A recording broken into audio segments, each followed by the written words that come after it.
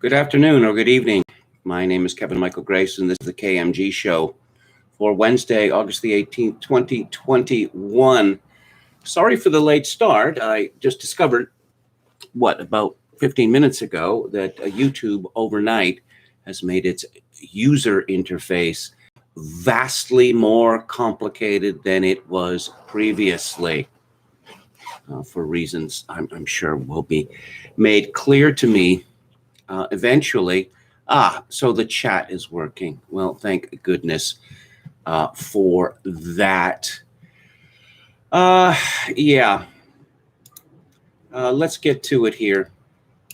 Let me open some things because I didn't have an opportunity to do so because I was in a panic over not understanding the new interface at all.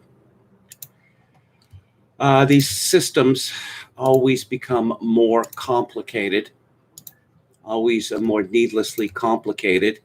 And I guess that's one of the things that Joseph Tainter was on about in his collapse of complex societies, which I will be getting to a little later.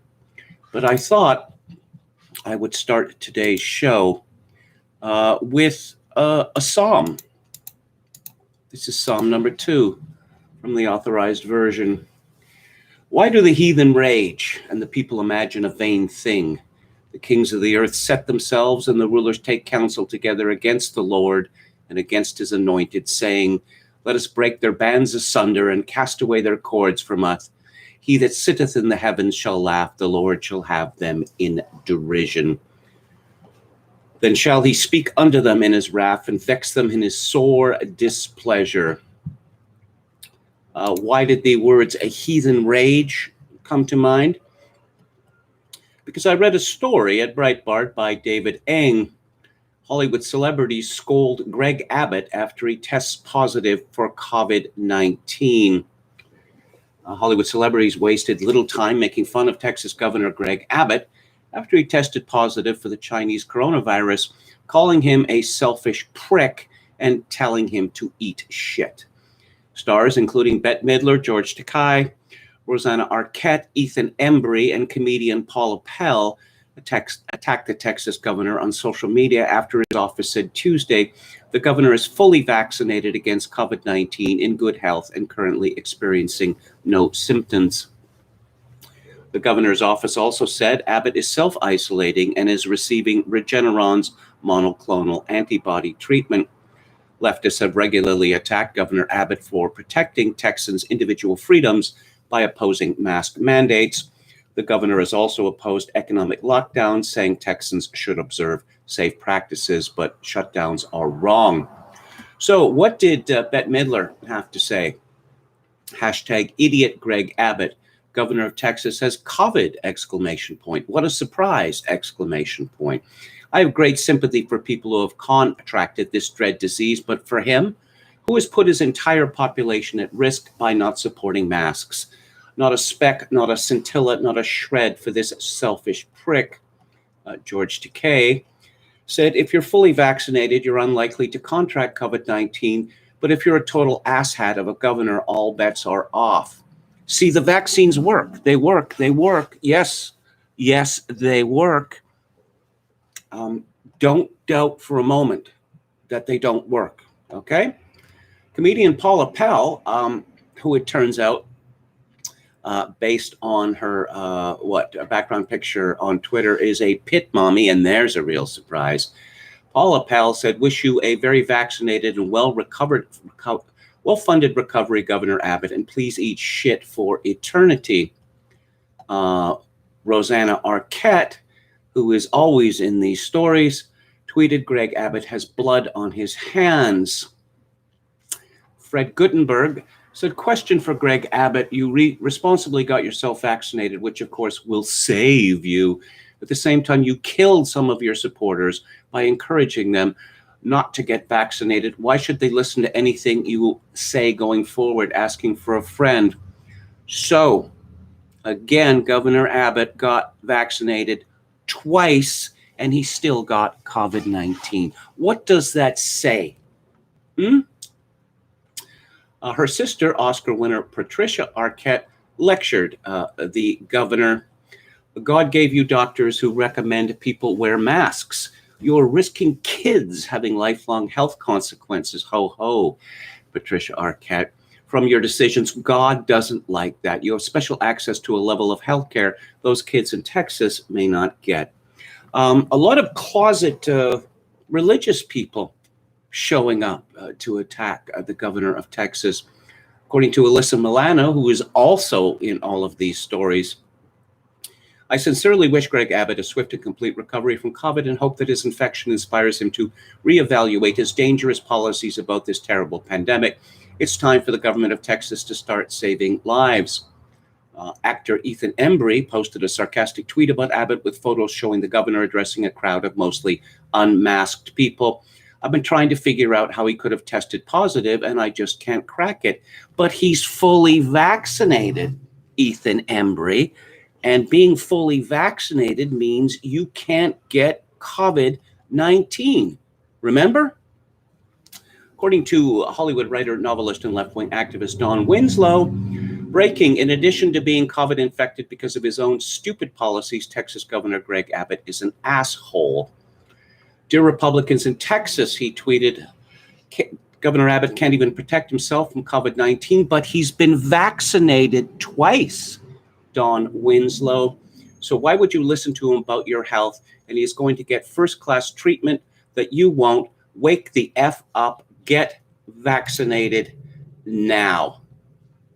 There seems to be, how would you say, some confusion in this messaging. Vaccinate, vaccinate, vaccinate, vaccinate. Got to get the jab. Got to get the second jab. And now, coming up, got to get the third jab, the booster jab. But still going to get COVID-19. What does that suggest to you people?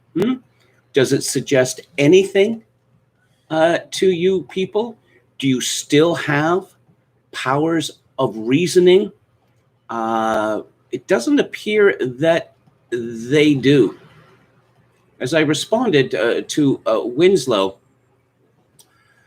Governor Abbott is double vaccinated and it didn't do him any good. Perhaps you could ponder that, Mr. Angry, Flailing Man. I responded to Heathen Embry. Remember when we were told that if we got the jab, we wouldn't need masks? Remember when we were told that if we were double jabbed, we wouldn't need masks? Remember that? No, that's all go down the memory hole because science is constantly evolving. Oh, it just moves so fast. However, on this date, what we say cannot be gainsaid, or we will destroy you. We will kick you off social media. We will ruin your reputation. We will try to get you fired from your jobs. But science is cast in stone, but at the same time, it is constantly evolving. How can both those things be true? Well, I've referred to the Schrodinger's cat style of reasoning of the left. And this becomes more, how would I say, involved, more deranged with each passing day. And the heathen rage. They rage harder than ever because it appears that their great God science, which has replaced Christianity, it appears that it is perhaps not omnipotent. Perhaps it isn't. Perhaps science makes mistakes.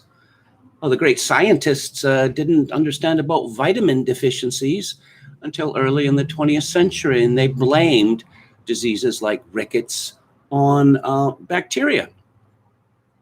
They blamed ulcers on stress when it turns out, well, it was bacteria. Scientists believe that it was perfectly respectable and a good thing to take troublesome people and cut out part of their brains. This is called lobotomy. Scientists believe for the longest time that it was a good idea to take homosexuals and give them electroshock in order to teach their brains a lesson. I mean, scientists railed against saturated fats for half a century before muttering very quietly, we might have been wrong about that one. And the alternatives, which we insisted that you consume instead of saturated fats, were probably worse than saturated fats. But don't ever doubt the experts, because this makes you a fomenter of misinformation, disinformation, probably a white supremacist, and almost certainly you have blood on your hands. Thomas Szasz wrote decades ago about the growth of something called scientism, which is not, in fact, science. In fact, James Burnham noted that Georges Sorel's strictures against science were more properly applicable to, again, what he called scientism. This is a religious cult that we are dealing with here. More about Texas. A school, this is from Newsweek magazine, James Crump. A school district in Texas has found a loophole in Governor Greg Abbott's executive order preventing mask mandates in the state amid rising COVID cases caused by the highly contagious Delta variant. The Paris School District, located around 100 miles from Dallas, announced Tuesday that its Board of Trustees had voted to alter the dress code for its students to include the use of face masks, according to a press release seen by Newsweek. In the release, the district, housing about 4,000 students, wrote, "The Texas governor does not have the authority to usurp the Board of Trustees' exclusive power and duty to govern and oversee the management of the public schools of the district." Maybe he should stop sending money to them. Exclusive. Do they raise all the money that they spend, that they waste in that school district? And in more heathen rage news, this is from Gustav Killander at the London Independent. Georgia Republican Representative Marjorie Taylor Greene was inundated with abuse upon her return to Twitter after a week-long ban from the social media platform for spreading vaccine misinformation. She made her way back to Twitter Tuesday morning after tweeting last week that the FDA should not approve the COVID vaccines, arguing that they were failing. A spokesperson for the social media platform said the tweet was labeled in line with our COVID-19 misleading information policy. The account will be in read-only mode for about a week due to repeated violations of the Twitter rules. Last month, Greene's account was suspended for 12 hours after sending out 2 tweets claiming that the coronavirus isn't dangerous for anyone under the age of 65 who isn't obese, and said vaccines shouldn't be required because of vax-related deaths and many concerning side effects. If Ms. Greene commits a 5th violation of the misinformation policy, she could be permanently banned from Twitter, which I'm sure the Independent is very much looking forward to. Data from the Centers for Disease Control and Prevention showed earlier this month that more than 99.9% of people who had been vaccinated have not had a breakthrough case of COVID-19 that led to hospitalization or death. Yes, and we're learning something very curious about biology, because apparently the biology of people who live in Israel is fundamentally different from that of the biology of people who live in the United States of America. Curious, no? This is from Hannah Nightingale at the Post-Millennial. During a speech given by President Joe Biden Wednesday regarding COVID-19 response and vaccination programs, Biden slammed states that have banned the requirement of masks in schools, announcing that government action will be taken against these states and their governors. Quote, "Unfortunately, as you see throughout this pandemic, some politicians are trying to turn public safety measures, that is children wearing masks in school, into political disputes for their own political gain. Some are even trying to take power away from local educators by banning masks in school," Biden said. "They're setting a dangerous tone. I've said before, this isn't about politics. It's about keeping our children safe. It's about taking on the virus together, united. I made it clear that I'll stand with those who are trying to do the right thing. Let's see. Taking power away from local educators. Is that why the United States government has a Department of Education? Is that why there is no child left behind? These people are beyond satire, absolutely beyond satire. Biden said that he called superintendents of schools in Florida and Arizona this week, 2 states that have banned the mandating of masks in schools, to thank them for doing the right thing and requiring masks in their schools. One of them said, "We teach science, so we follow the science." The other said they have a guiding principle, students first. I couldn't agree more with what they said. Okay. Biden announced that he is directing the Secretary of Education to take additional steps to protect our children because the United States federal government does not interfere in the local autonomy of schools. This includes using all of his oversight authorities and legal action, if appropriate, against governors who are trying to block and intimidate local school officials and educators. As I've said before, if you aren't going to fight COVID-19, at least get out of the way of everyone else who's trying. Yes, in other words, if you're not on my side, you're on the side of the virus. You see how this post 9/11 language has been repurposed, but a disease. Let's go to the chat. Hello to Gamion, Palpicasso 88. Anrun Heck McNeck. I'm glad to see you back, Head. I hope you weren't too put out by my irritated comments about motorcyclists who remove their mufflers. But again, glad to see you back. My campaign slogan is enough already, says Chogokin 666. And hello to Pitsky. Thank you for your kind words. Hello to Dan, Jim Smith, Bette Midler, all class. You know, whenever I see, I used to like Bette Midler.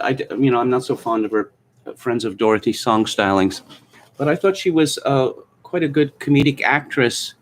Now she just seems to be a meat puppet of malice.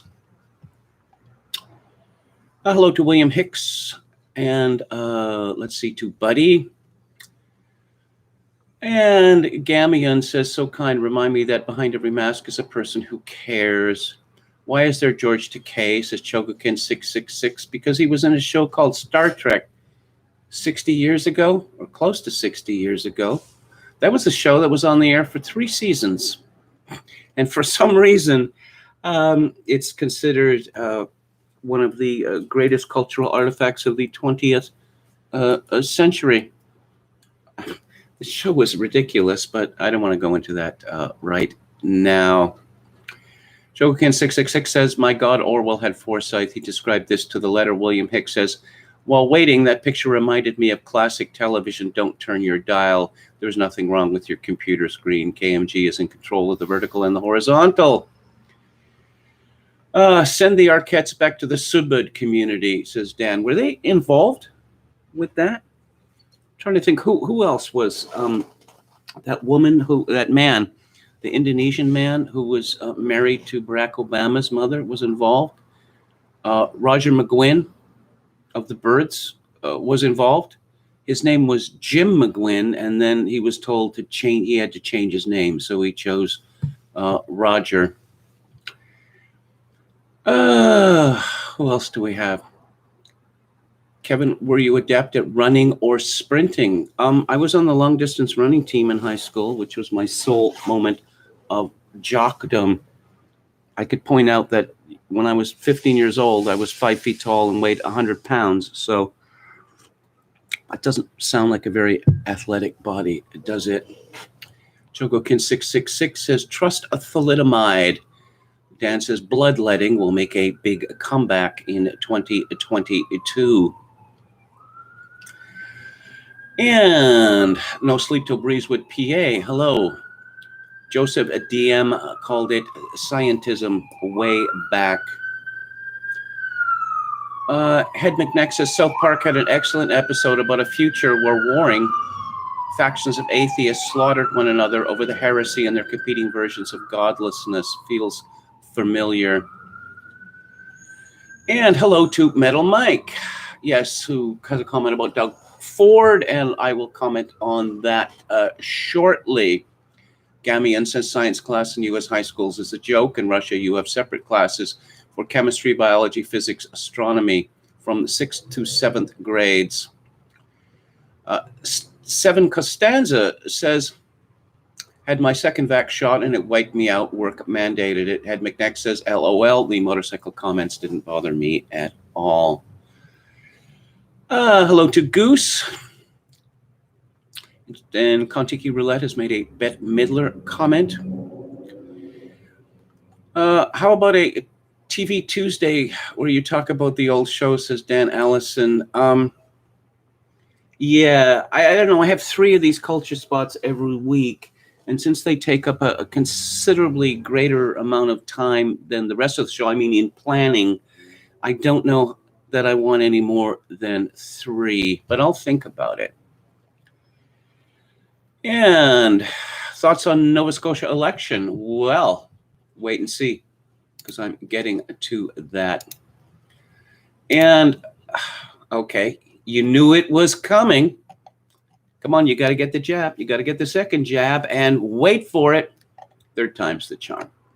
This is from Berkeley Lovelace Jr. at CNBC. The United States will begin widely distributing COVID-19 booster shots next month as new data shows that vaccine protection wanes over time. But I thought it was 99.99.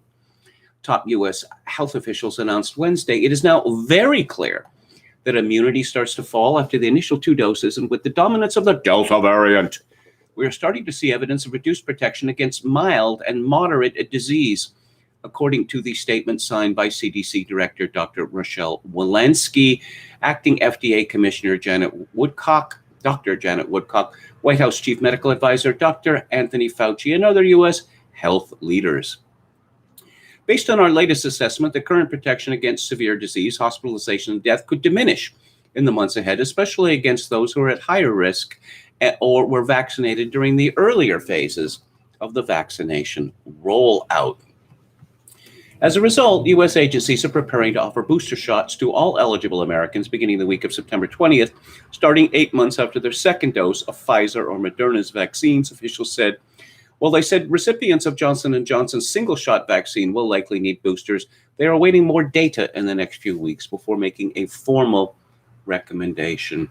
They have very much data as to the efficacy of mixing and matching jabs. Do they? I wonder. And from the Washington Post, Ben Guarino and Lori McGinley, 3 studies published Wednesday by the CDC show that protection against the coronavirus given by vaccines declined in the midsummer months when the more contagious Delta variant rose to dominance in the United States. At the same time, protection against hospitalization was strong for weeks after vaccination, indicating the shots will generate immune fighters that stave off the worst effects of the virus and its current variations. Yes, but here's the difficulty. These jabs were sold to us not as palliatives, but as prophylactics. Not that, oh, you still might get COVID, but you can worry about it less. Well, much less than any person not with comorbidities would have to worry about it, because I haven't seen any data about that. But you see the old switcheroo here. Prophylactic, we never called it a prophylactic. It was always a palliative, always a palliative. And we've always been at war with East Asia. This is from the Associated Press. Federal officials are extending into January a requirement that people on airline flights and public transportation wear face masks, a rule intended to limit the spread of COVID-19. The Transportation Security Administration's current order was scheduled to expire September the 13th. An agency spokesman said Tuesday that the mandate will be extended until January the 18th. Once again, get the jab and you won't have to wear masks. Get 2 jabs and you won't have to wear masks. And I think pretty soon we're going to have people denying that they ever said that. Let's talk about something which is both evil and demented. This is from the New York Times, but of course, and it is by Dr. Judith Danovich, described as a research psychologist who studies the cognitive and social development of children. And it is called, Actually, Wearing a Mask Can Help Your Child Learn. Ooh, is there one weird trick associated with this? She begins. Opponents of mask mandates for preschool and elementary school children have expressed concern that wearing masks will impair children's ability to learn language and socialize, or worse, that in the words of one anxious parent in Utah, it will rewire their brains. Even parents who support mask mandates often worry about how a school year without smiles and frowns might negatively affect their children. These concerns are understandable but unwarranted. Although scientists don't have much data yet on how wearing masks during a pandemic affects children's development, there is plenty of reason to believe that it won't cause any harm. Children in cultures where caregivers and educators wear head coverings that obscure their mouths and noses develop skills just as children in other countries do. Yes, burqa culture, burqa culture, burqa culture. That's what we want for the West. So much communication, high-level communication in burqa culture. Children in cultures where caregivers and educators, yes, even congenitally blind children who cannot see faces at all, still learn to speak, read, and get along with other people. Yes, let's bring non-blind children, let's reduce them to the level of blind children in their ability to understand the world and other people. Indeed, there is good reason to believe that wearing a mask at school could actually improve certain social and cognitive skills, helping to strengthen abilities like self-control and attention. This is not to say that masks are preferable to no masks. Oh, really?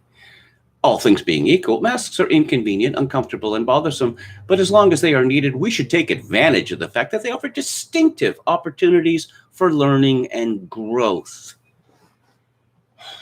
I just read this a few hours ago, and it was a struggle to maintain my composure. Well, okay, here's the deal.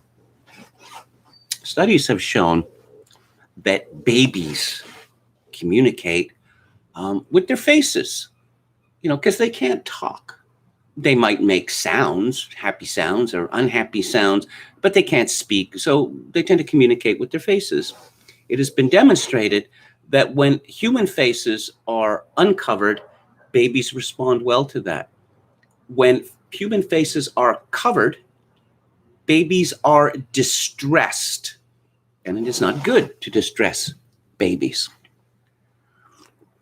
When children wear masks in school, they cannot properly see the faces of their schoolmates or their teachers. This is distressing as well. Most communication is expressed in body language, and facial expression is a large part of that. Oh, we're still friendly teachers despite being masked. Oh, you're smiling. But you're smiling only with your eyes and not with your mouth, which most people find distressing or even sinister. Sinister.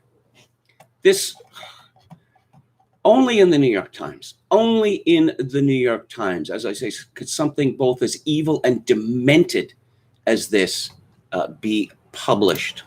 But, you see the manufacture of consent here, the elite consensus. Well, actually, it turns out that wearing masks makes children even smarter. Maybe even as smart as women in Afghanistan. Yeah, really, that smart. Boy, the the future is going to be a lot of fun, isn't it? Well, the future has already arrived in Australia, which wouldn't have been my choice for most a totalitarian Anglosphere country. But as I like to say, life is full of surprises. This is from Paul Joseph Watson at Summit News. Footage from a news conference shows a police chief in Australia chastising a man because when authorities paid him a visit, he wasn't at home and had gone out for some fresh air.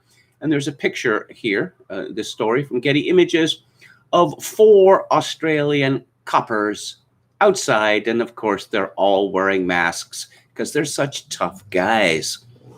The officer said that the incident had been detected as a result of the military and New South Wales police undertaking home checks on people who were supposed to be self-isolating under the country's draconian lockdown regime. The cop says that officers visited a home in southwest Sydney and found a person that should be there wasn't there, and they made a number of inquiries. And not that long after, that person returned to the front of the house in a motor vehicle. Police then gave the man a penalty infringement notice, which stated that he hopped in his car and went out for some fresh air and hadn't been anywhere else. The man was then publicly chastised for the crime of seeking out fresh air. If you're going to behave like this, if you're going to step outside the health orders, you will be checked on and you will get an infringement notice. And that person will continue to be checked on to make sure that they comply, the police chief added. During the press conference, he also proudly announced that cops and military had checked on no fewer than 2,300 houses in Sydney. As we highlighted last week, with police already paying aggressively enforced home visits to anyone suspected of being infected, the Premier of Victoria also said that authorities wouldn't hesitate to perform door-to-door COVID tests on citizens. Aussies have also been told not to go anywhere near their grandkids and not to engage in conversation with each other, even if they're wearing masks. People who merely post anti-lockdown information online could face fines of up to $11,000 under an absurdly authoritarian new law. This is all part of a harebrained zero COVID policy, which ensures such measures could continue for years into the future.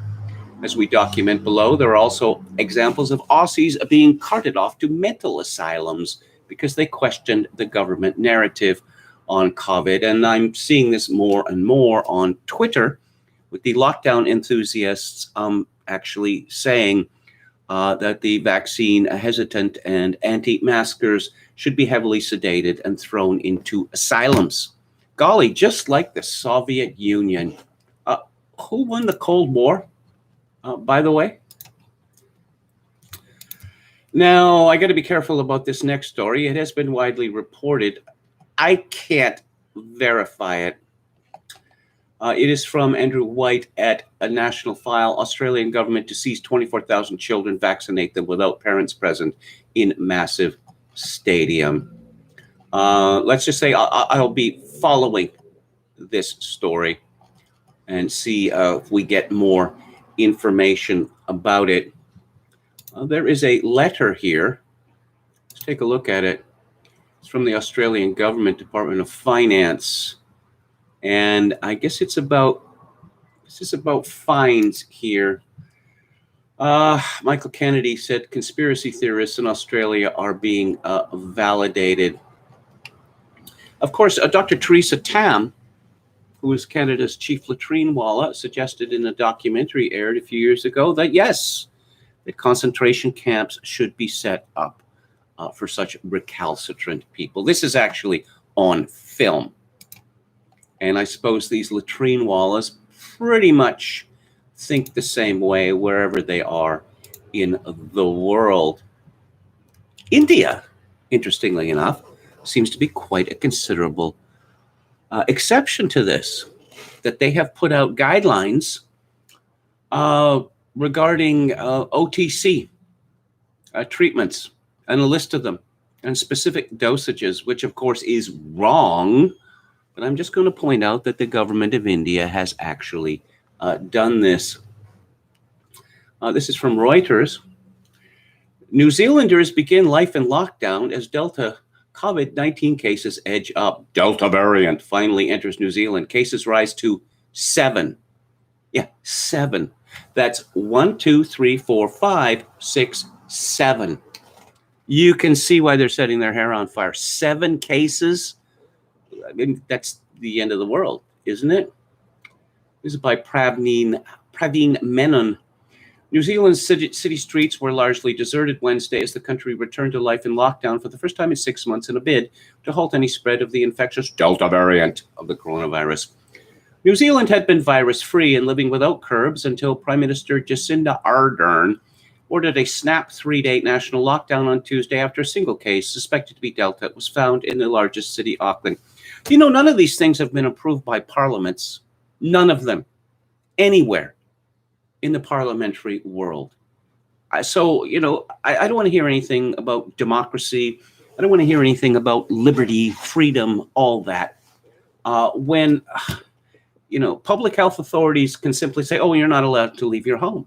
We have to wear a mask everywhere. We have to wear a mask outdoors, et cetera, et cetera, et cetera. And the elected representatives of the people do not get a chance to vote on that.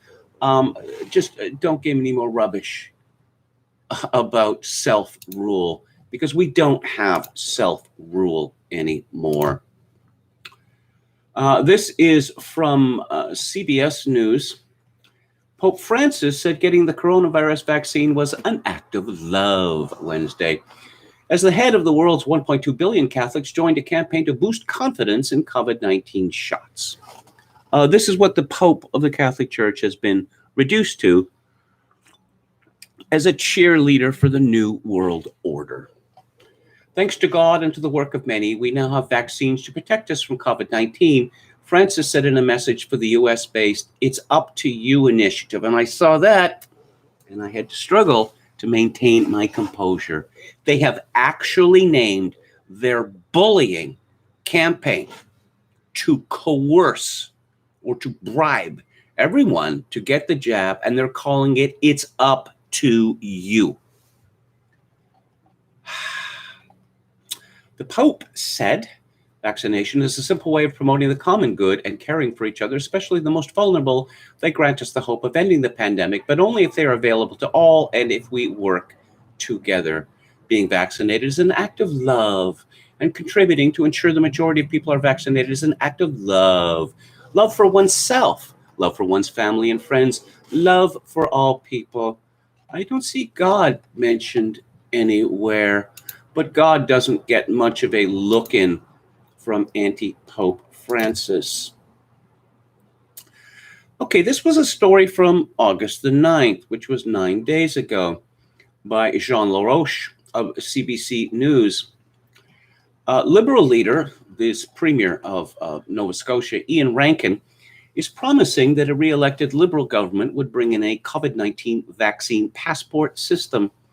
On Monday, Rankin said individuals could use the proposed Scotia Pass as proof they are fully vaccinated, and businesses and other organizations would also be able to use the system to limit access to their services.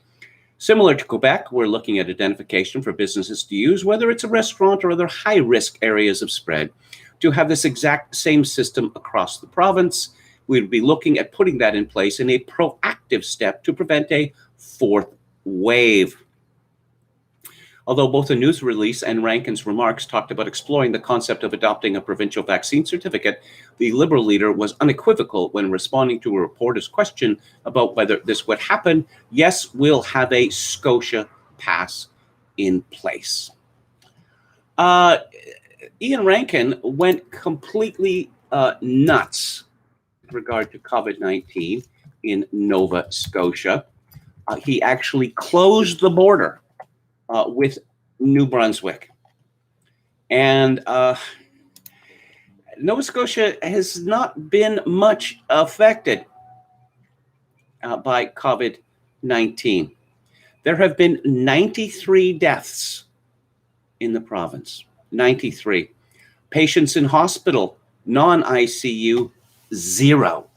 Patients in hospital, ICU, 1. Does that sound like a crisis to you? Or does it sound like barely an inconvenience? Well, let's just find out how many people the province of Nova Scotia has. It's not one of Canada's largest provinces, but even so, it has a population of approximately 982,000. So let's look at those numbers again.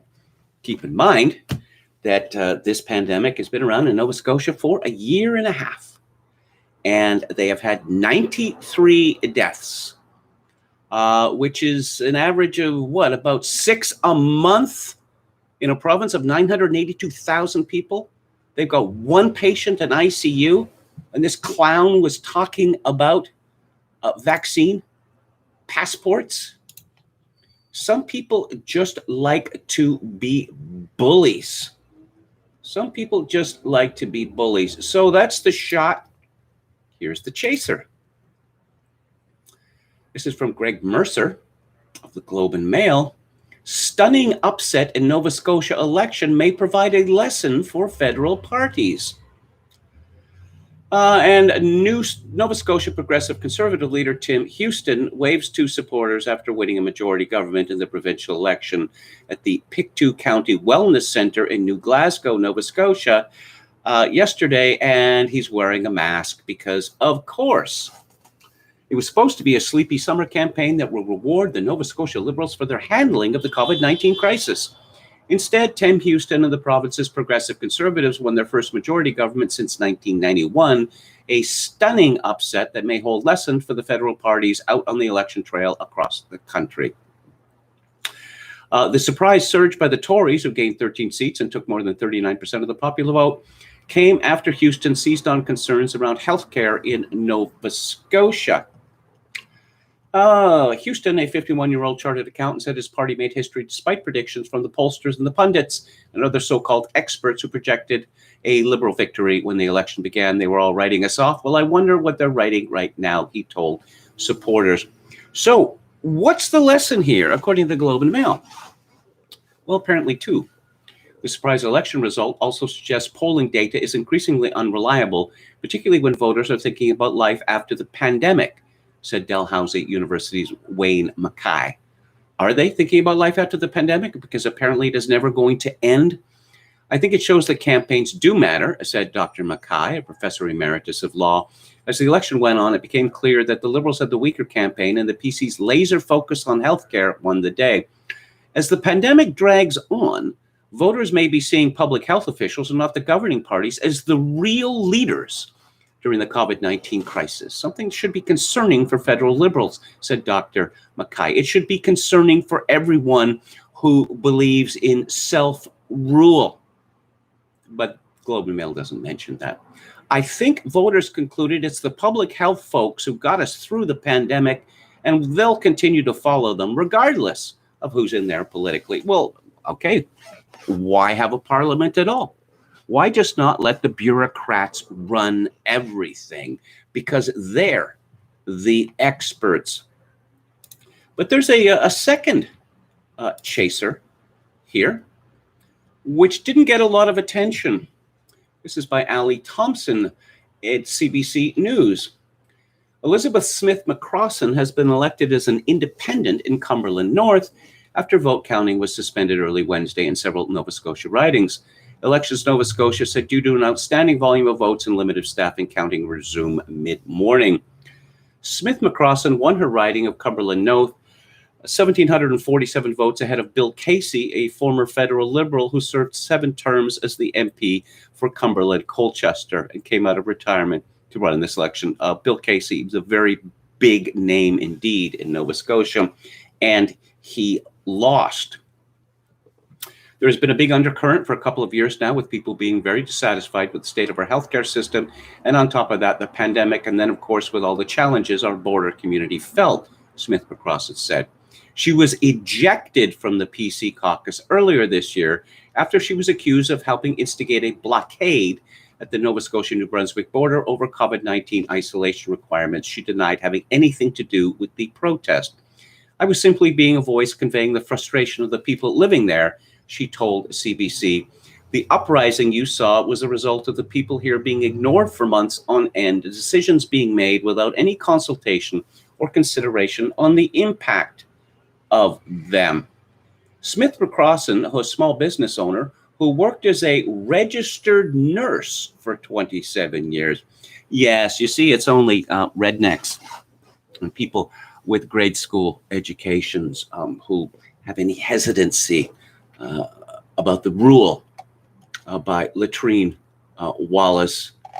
The pollsters said that this woman would get 8% of the vote. She got 51% of the vote, which tells me that the people in that riding were afraid to tell the pollsters they were going to vote for this independent woman. I would take that as a very significant story, particularly, places like Nova Scotia where COVID-19 has been barely, as I say, barely an inconvenience, and the province went completely mad. And, let's move on to the province of Ontario, where the Premier, Doug Ford, who seems to be terrified about getting COVID-19, if he really is terrified, and I don't doubt it, he could start by losing 100 pounds or so, because he is one of the people who is at most at risk because of his morbid obesity. Look at how young his brother was when he died, the former mayor of Toronto. This is from the Canadian Press. Elected members of provincial parliament will be removed from Ontario's governing Progressive Conservative caucus if they don't get vaccinated against COVID-19. A spokeswoman for Premier Ford is confirming to CP that MPPs have been directed to take the shots in order to stay in caucus. Ivana Yelich says it's the government expectation that every single PC caucus member and candidate be vaccinated, given that their work requires daily interaction with the public. Ford has previously said he's against mandating vaccinations because he considers it a constitutional right not to take the vaccines. There's no such thing as constitutional rights in my country anymore, but some people still like to pretend. Let's move on to Lockdown Skeptics, or it's now called dailyskeptic.org. Record number of children and National Health Service waiting list for eating disorder treatment amid COVID pandemic. Britain's competitiveness will suffer if we don't return to work. File that in the DOI category. Booster vaccines should not be administered, WHO warns, as U.S. gives green light. But no, wait.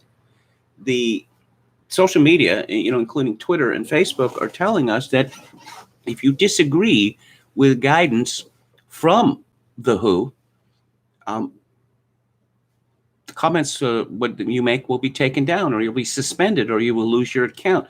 So should that mean that Twitter, Facebook, et al. Should be ending the accounts of, say, the CDC and or President Joe Biden? But again, the experts, but in this case, apparently the experts disagree about something that is very serious. Which experts should we trust? Let's see, the decline and fall of conservatism, information on masks not supported by evidence. And there's a picture here, a cartoon of Boris Johnson wearing a mask that says, "I'm a conservative." Yes, my conservatism means you're all in favor of, liberty and limited government. Except when we say that you can't be, because you will have blood on your hands, because we are at war with a virus. Spike in number of mental health referrals in UK after lockdown. Vaccine passports are back in Israel. Little more than 11 weeks after Jerusalem-based writer Aria Kovler wrote in The Spectator, the scaremongers who said that vaccine certificates would be some lasting form of social control were wrong. From today, Israelis over the age of 3 must show proof of vaccination against COVID or of a negative test to be allowed into indoor public spaces except for malls and stores. Mask mandates are also back, including for large outdoor gatherings. I just want to, well, apropos of nothing in particular, this started about 20 years ago. This form, Jerusalem-based, referring to a person or a company or an institution. Why not just say, Jerusalem writer, area cobbler? Why this dash based? What does that add? I don't see that it adds anything. I suppose he's in Jerusalem now. Maybe he'll move to Tel Aviv. Maybe he'll move somewhere else. It's redundant and tiresome. The renewed requirement for Israeli vaccine passport checks comes amid fears over the Delta variant, The Guardian reports. In today's episode of London Calling, James Dellingpole and Toby Young ask how Dan Andrews became such a bug-eyed authoritarian zealot, whether Afghanistan is America's worst foreign policy disaster since 1975, and why the Orwell Foundation didn't stand up for author Kate Clancy when she was targeted for cancellation last week, in spite of her being awarded the Orwell Prize for political writing in 2020. Nothing is so permanent as a temporary Scottish government program. And let's take a look at, see if there's anything new at Alex Berenson's Substack, which is, I said, alexberenson.substack.com, and it is it's vital reading. It's all based on government reported data. Notwithstanding this, Berenson is in constant danger of being permanently evicted from Twitter. See what he has to say. Oh, he has a lot of fun with Derek Thompson of The Atlantic. Thompson had tweeted, "There's a great deal of discussion about how much we should hang our models of decaying vaccine efficacy on Israel's data. But Iran Siegel has been fantastic on Israel and the vaccines for a long time. So when he calls data quite compelling, I'm inclined to believe him." Berenson responds, "One more, sorry. Let me translate what Derek Thompson was saying yesterday. Derek Thompson, was so effing wrong, I can't believe it. Chernobyl wrong. Not running Marshawn Lynch on the one wrong. And stupid me, I went after this guy Berenson, who was never, ever going to let me forget it." Oh, what does Dr. Fauci have to say? Oh, yes, this is back from June. Attacks on me, quite frankly, are attacks on science, because he is Mr. Science. Yes, what if, work with me here, it's the science that's attacking Fauci, says Berenson. If you had to, which one would you take? Berenson says, I don't have to, and I'm going to keep it that way. Hey, FDA, when I criticized the original pivotal COVID vaccine clinical trials for failing to include enough high-risk patients and producing no evidence the vaccines reduced deaths, I didn't think your answer would be to approve a booster with no trials at all. This is, we're just going to go back to that well full of vaccine. And how long before we hear about a fourth, a fifth, and a sixth jab? How long? I don't think it will be very long. James Serwitsky tweeted, I would really like to hear an insider's account of how people at the FDA are spending their days right now. And Berenson comments, desperately trying to ignore the data piling up in front of them.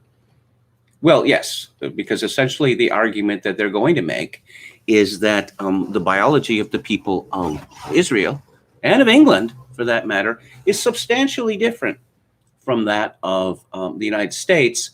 So those troublesome reports from Israel can simply be ignored. Not relevant to us. Not relevant at all. Let's go back to the chat. Okay, I talked about the Nova Scotia election. Hello to True Greenbeard. Where is the data that most new hospitalizations are unvaccinated people? Well, this is what the Prime Minister of Israel admitted the other day. And if you go to Alex Berenson's Substack, you can find it there.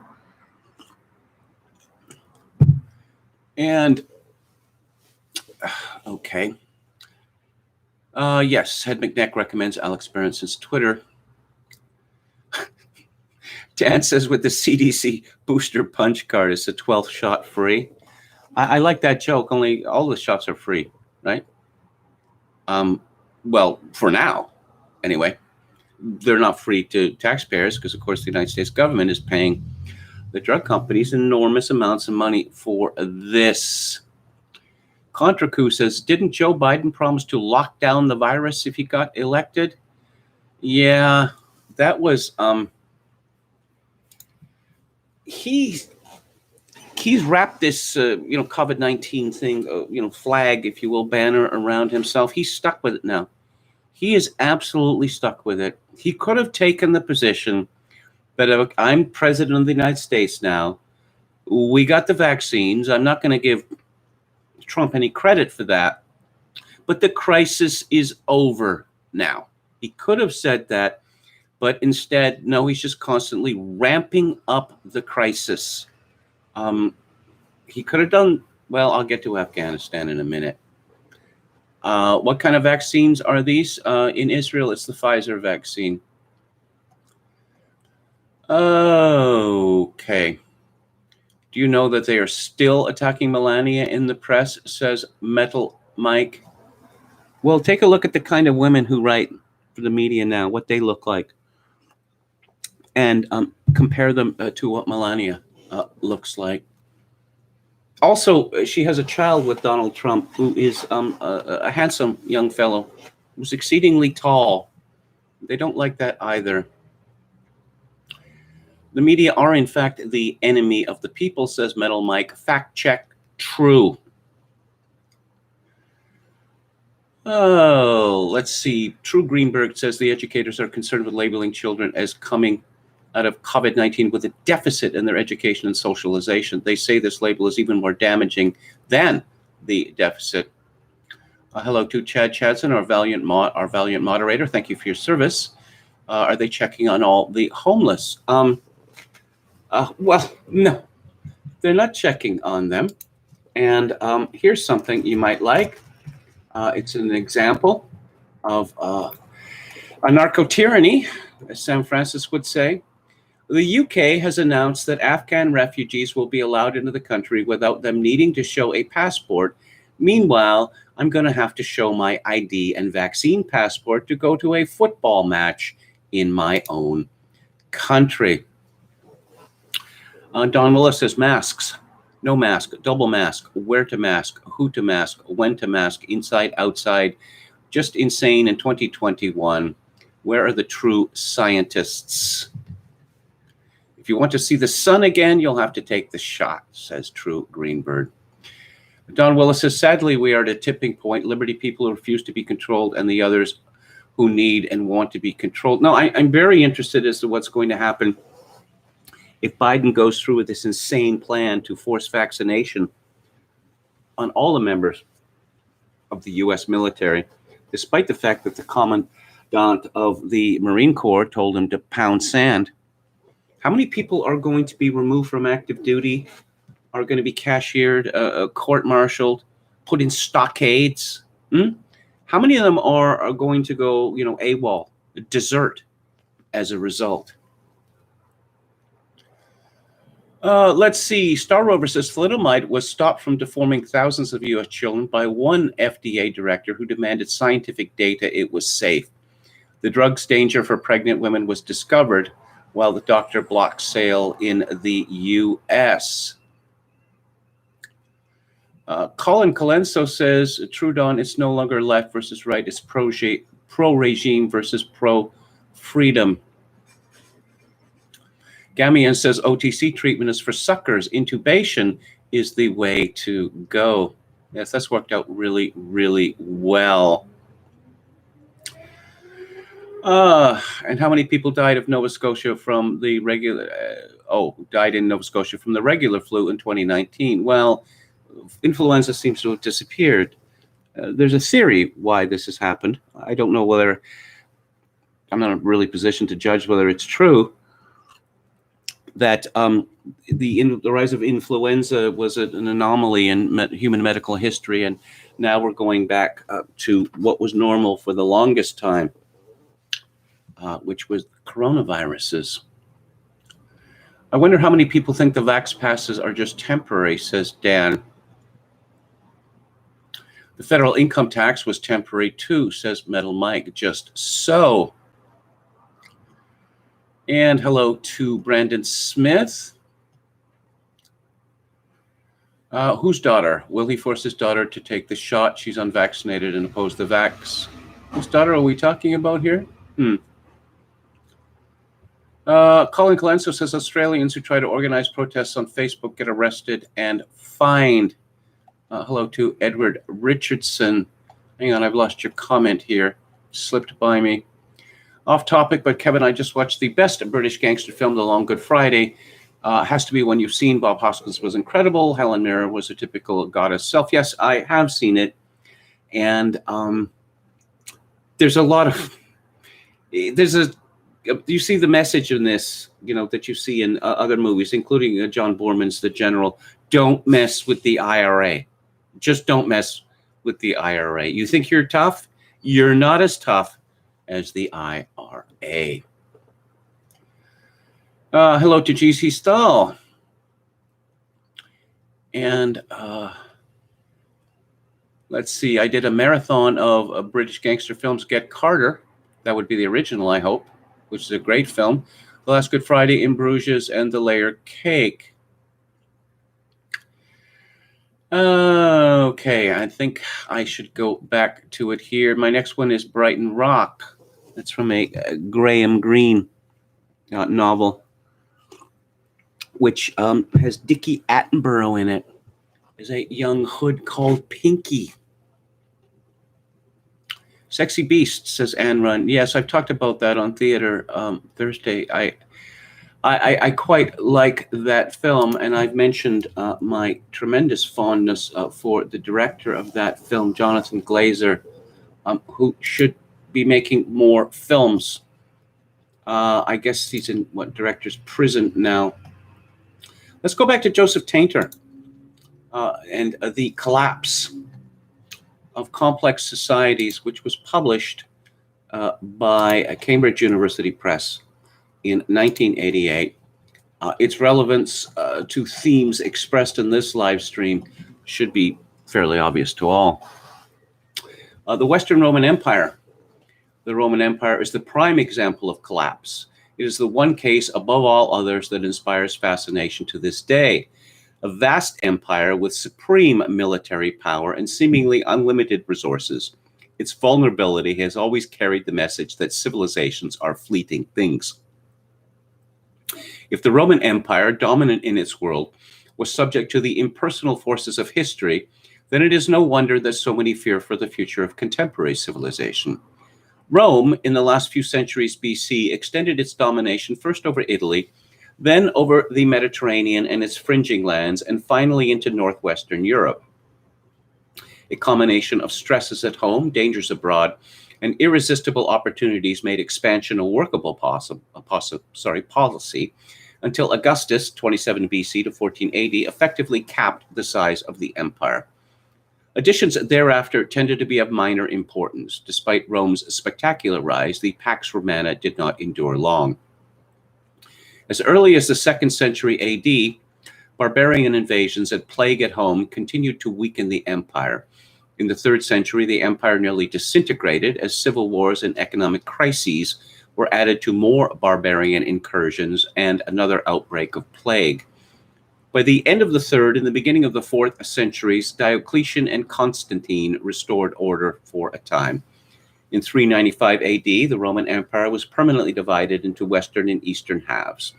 The west began a precipitous decline as provinces were increasingly lost to barbarians. Finally, the last Roman emperor of the west was deposed in 476 AD. The Olmec, Mexico's oldest civilization, the Olmec, developed in the humid swamps of coastal Veracruz toward the end of the first millennium BC. Olmec art influenced much of Mesoamerica and many subsequent civilizations. A succession of Olmec political centers emerged and disappeared in the jungle before the final collapse of Olmec civilization. This latter event is poorly dated, but seems to have occurred sometime in the last few centuries BC. The Olmec are best known from the archaeological remains of their political centers.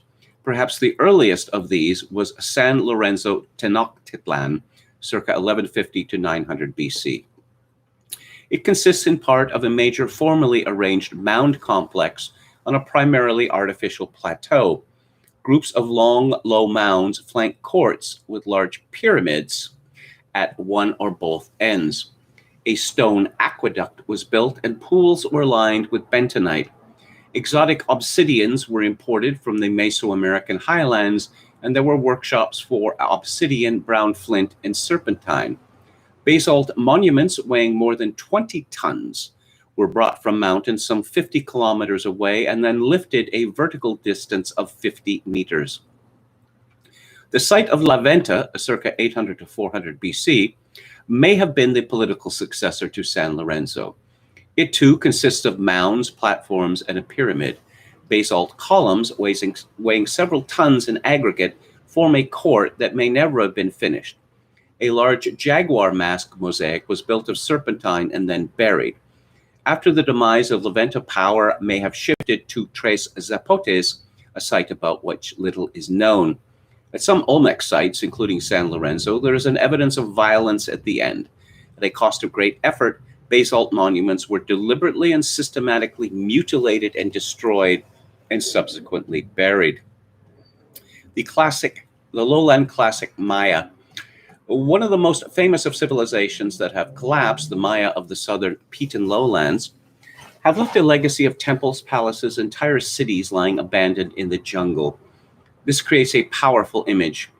No doubt the rainforest has much to do with this. In popular thought, civilization is what stands between humanity and the chaos of nature. The picture of cities that have been overcome by this chaos compels us to morbid fascination. Elements of the complex of features called Mayan civilization can be traced far into the first millennium BC. By the last few centuries BC, complex political organization and massive public architecture were emerging in many areas. Throughout most of the first millennium AD, Mayan cities grew in size and power, vast public works were undertaken, temples and palaces were built and decorated, the arts flourished, and the landscape was modified and claimed for planting. These patterns intensified in the first half of the 8th century AD. Thereafter, with a swiftness that is shocking, the Mayan cities began one by one to collapse. By about 900 AD, political and ceremonial activity on the previous level came to an end, although some remnant populations tried to carry on city life.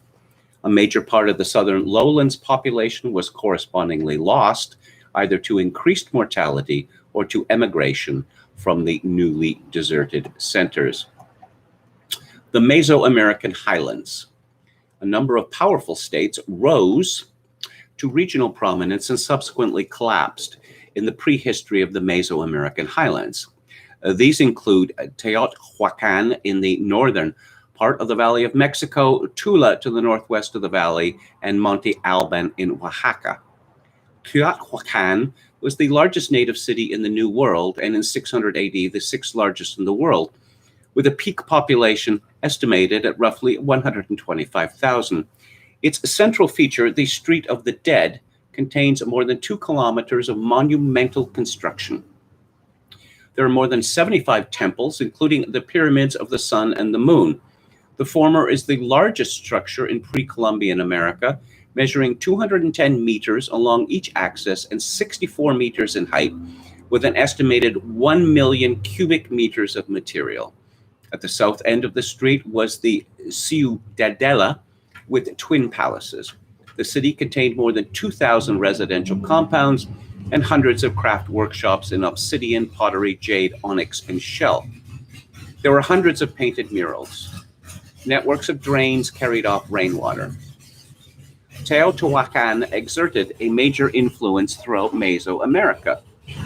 The city leaders had the ability to mobilize labor at an unprecedented level. The population and resources of the Valley of Mexico and beyond were economically reorganized. Tens of thousands of people were relocated to Teotihuacan and its vicinity. For 600 years or more, 85 to 90% of the population of the eastern and northern Valley of Mexico lived in or near the city. Materials such as shell, mica, and cinnabar were imported from locations up to hundreds of kilometers away. In the later phase of Teotihuacan's dominance, military themes became prominent in art. The flow of some goods into the city was reduced. Around 700 AD, Teotihuacan abruptly collapsed. The politically and ceremonially symbolic center of the street of the city, the street of the dead and its monuments, was systematically, ritually burned. The population dropped within 50 years to no more than a fourth of its peak level. The remnant population sealed off doorways and partitioned large rooms into smaller ones. A period of political fragmentation followed. To the south, in Oaxaca, the center of Monte Alban was roughly coeval with Teotihuacan. Monte Alban is located on a mountaintop. A large section of this was leveled to build a center of monumental architecture and a community. The population of perhaps 24,000 created pyramids, temples, ballrooms, stelae, and frescoes. Defensive walls were built, and there was craft production in obsidian, shell, and other commodities. Monte Alban experienced its major growth between 200 and 600 AD. Sometime in the 7th century, it collapsed as the political center of the valley, and a series of autonomous petty states formed. Within a few generations, population at Monte Alban had declined to about 18% of its peak level, and more defensive walls were built. Tula is generally regarded as the center of the semi-mythical Toltecs of Mesoamerican legend and history. Tula was a city of about 35,000 people with pyramids, ball courts, and palaces. It reached its maximum size and importance between 950 and 1150 to 1200 AD. Craft specialists included obsidian workers, lapidaries, metal workers, wood carvers, feather workers, scribes, potters, spinners, and weavers. Raw materials and finished goods were imported over long distances. Tula as a state was overwhelmingly concerned with militarism. Like Teotihuacan before, it attracted a major part of the Basin of Mexico population. The end of Tula came about between 1150 and 1200 AD and may have been accompanied by the burning of its ceremonial center. And I will return to Tainter tomorrow and talk about the Casas Grandes. Let's talk about Afghanistan. Some more. This is from Steve Watson at Summit News, and I have to say, these Talibani have strong meme magic. The Taliban sent Joe Biden a message Tuesday by posing for a photograph, which later ended up on Twitter, showing fighters holding ice cream cones. Too funny. The message is clear. They know Biden is a weak, mentally disabled joke of a man, and they have zero fear of America under his leadership. This is the image Biden has projected to America's enemies. Earlier, on August the 11th, someone on Twitter called Brick Suit had tweeted, besides which ice cream flavor he orders, do you think Joe Biden really gets to decide anything himself? And attached that are 1, 2, 3, 4, 5, 6, 7, 8, 9, 10, 11, 12, 13, 14 pictures of Joe Biden eating ice cream. Because apparently this is noteworthy. Certainly Kamala Harris seems to be somewhat bemused or even amazed by it. Joe Biden, what's the deal with Joe Biden and ice cream? Well, of course, Kamala Harris didn't grow up in the United States. She grew up in Canada. And so perhaps it was a surprise to her that ice cream is very popular in the United States. But then the troubling thing is that ice cream is very popular in Canada as well. During a press conference in which Taliban leaders took questions from reporters, something Joe Biden refused to do Monday, they even commented that free speech in America is under more threat than in Afghanistan, owing to the administration's use of Facebook to censor dissent and general big tech erosion of freedom of expression. Biden waited and waited until Kabul had been overrun by the Taliban and chaotic images started to emerge before he finally said anything to the American people on the matter. Sources also claim that Biden tried to get Kamala Harris to deal with the situation when he was at Camp David.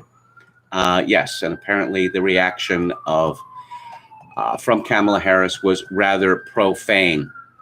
You know, I suppose a milder version is, you're not going to pin this disaster to my ass. And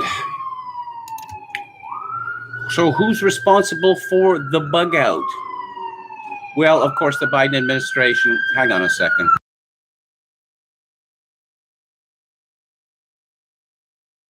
The Biden administration has been blaming it on Trump.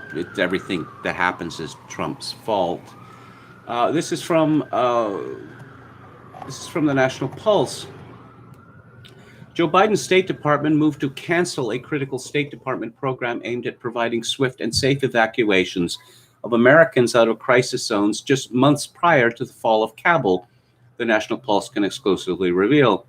The Contingency and Crisis Response Bureau, which was designed to handle medical, diplomatic, and logistical support concerning Americans overseas, was paused by Anthony Blinken's State Department earlier this year. Notification was officially signed just months before the Taliban's takeover of Afghanistan. Sensitive but unclassified, an official State Department document from the Biden State Department begins before outlining the following move to quash the Trump-era funding for the new bureau. The document is dated June the 11th, 2021, although the National Pulse understands the decision to pause the program may have come as early as February, both undermining the original Trump-era date for the withdrawal of troops from Afghanistan and certainly giving the Taliban time to threaten American assets and lives on the run-up to Joe Biden's September the 11th date of withdrawal. Oh, refugees, don't you just love them? It's just the worst of all possible worlds. We are humiliated by Stone Age goat herders halfway around the world. And then, oh, you got to take these people in. Well, why? Well, we have a responsibility. Why do we have a responsibility? Because they sold out their own country to foreigners for money. We have a responsibility to these people. This is from Paul Joseph Watson at Summit News. Despite Europe heavily fortifying its borders since the 2015 crisis, a top diplomat warns that not even tanks can stop a potentially large wave of Afghan refugees heading to the continent. Why would one need tanks? I would think that small arms would do the job just fine. Even before the Taliban took control of Afghanistan, up to 30,000 people were fleeing the country every single week. Humanitarian development worker Sibylla, this is a tough one, Schinahaga, told German broadcaster WDR on Sunday, we can assume that up to 3 million Afghans will make their way to Europe in the foreseeable future. Oh, goody. Schinahaga explained how the refugees are intent on leaving the Middle East entirely and settling in European welfare havens where the state partially subsidizes their lives. I always ask people, why don't you go to Saudi Arabia? They are Muslims. This is your culture. The answer is always no. Germany is better. Saudi Arabia doesn't want these people and is not going to let them in. It's not going to let them in. Yes, it's inevitable. You know, whenever you're told, this is, I think, something important to remember. Whenever you're told that something is inevitable in politics or in business or finance, you know that something evil, something wicked this way comes. I mean, how many times does this have to happen before we learn our lesson? And here's some data about these wonderful, diverse people with their proud tradition of bachabazi are going to bring to our country. Steve Saylor tweeted this, a the population of Afghanistan is 99.7% Muslim. A 2013 Pew poll of Afghan Muslims found that 99% want Sharia to be the law of the land, 85% want adulterers stoned, 81% want thieves' hands chopped off, and 79% want apostates executed. Saylor comments, in other words, the USA leapt first into the modern Muslim nation-building game, not at some easy introductory setting like, say, Bosnia or Malaysia, but instead at the final hardest level, Afghanistan, the human race's most proudly knuckle-headed country. But I suppose the point is, the most important point is that it is their country and not our country. And I mention this because, of course, Canada spent 13 years in Afghanistan, which obviously is not as long as America's 20 years, but 13 years is an awfully long time. Awfully long time. This is from Katrin Benhold and Stephen Erlanger at the New York Times. Memory of migrant crisis haunts Europe as first Afghan refugees land. With elections looming in Germany and France, European politicians are terrified of another mass movement of migrants. But experts say the comparison with 2015 is flawed. We shall see. Even before the first group of 19 Afghan refugees landed in Germany on Wednesday, the line was making the rounds in Chancellor Angela Merkel's Conservative Party. 2015 mustn't be repeated.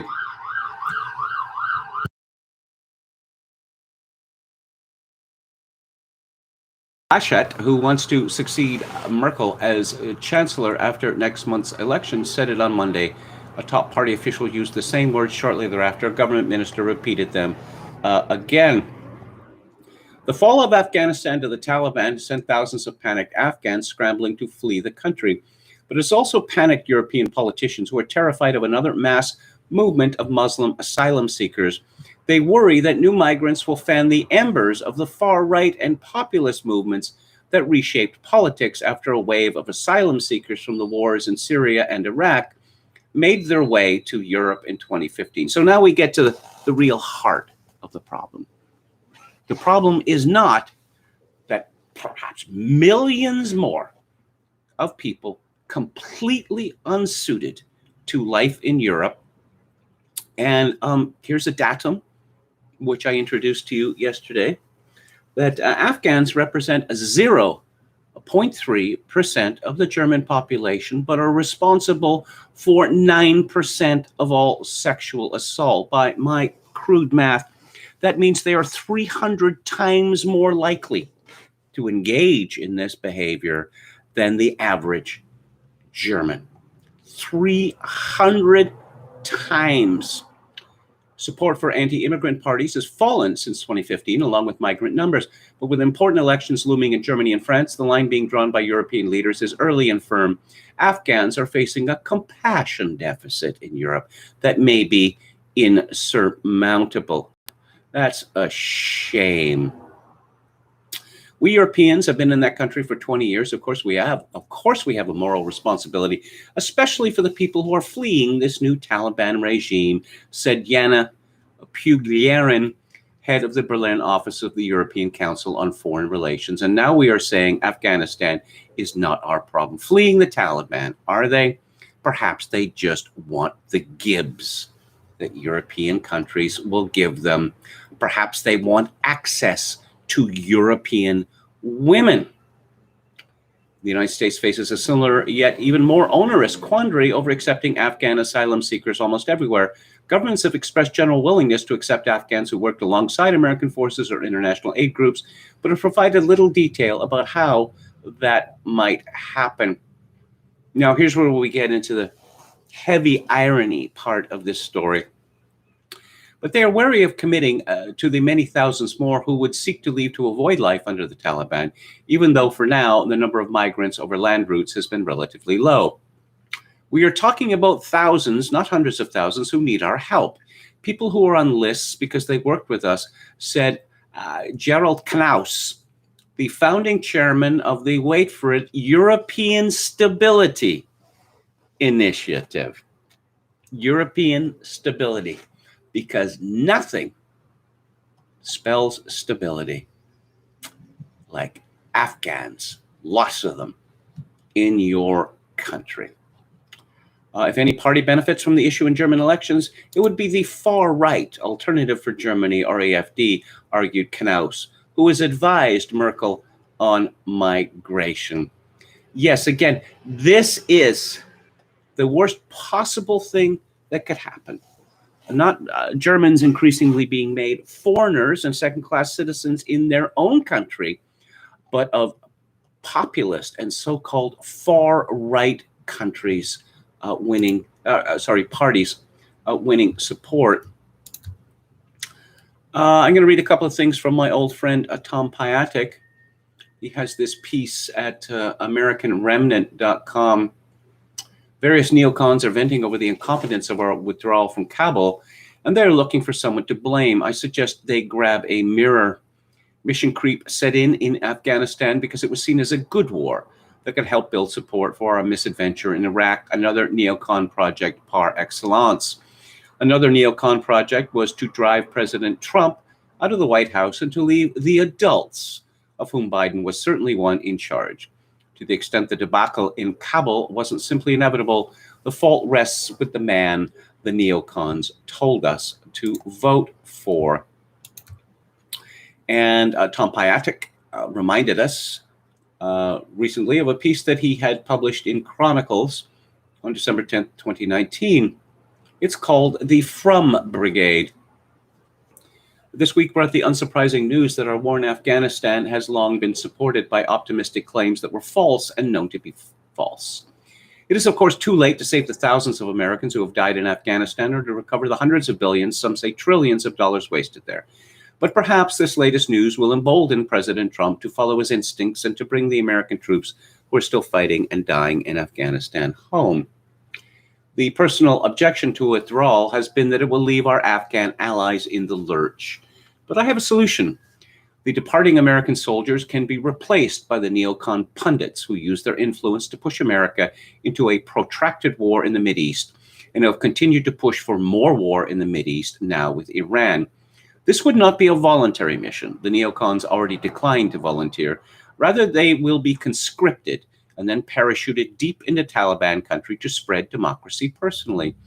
The first conscript should be David Frum, who not only wanted us to plunge headlong into Afghanistan and Iraq, but branded Iran part of the axis of evil, in the obvious hope that Americans fighting and dying in Iraq and Afghanistan would be followed by Americans fighting and dying in Iran. In the cover story, National Review gave Frum to question the patriotism of paleoconservatives. Frum mocked the late Justin Raimondo for writing that the invasion of Afghanistan after 9/11 will be hailed as a great success, provided it doesn't endure much more than a few weeks longer.